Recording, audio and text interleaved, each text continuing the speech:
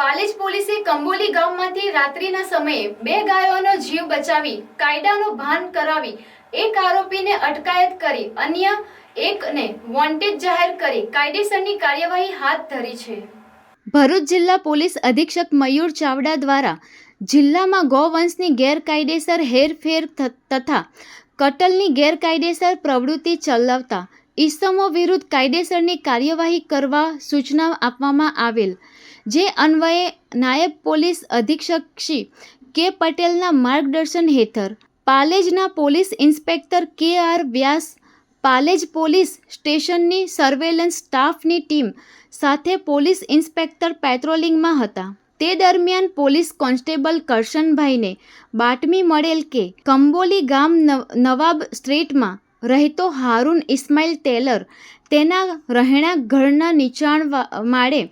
આવેલી ખુલ્લી ઓસરીમાં ગૌવંશનું કતલ કરી વેચાણ કરે છે। મળેલ બાતમીના આધારે સ્થળ પર દોડી જઈ રેડ કરી જગ્યા પરથી હારૂન ઇસ્માઇલ ટેલરને ગૌમાંસ સાથે પકડી લઈ મોબાઈલ, રોકડ તથા કટિંગ કરનાર ઈરાદે વાડી ફળિયા તરફ જતા રસ્તામાં આવતી પડતર જગ્યા ઉપર ગંદા પાણીના નિકાલના નાળાની બાજુમાં અલગ અલગ ખૂંટ ઉપર ટૂંકા દોરડા વડે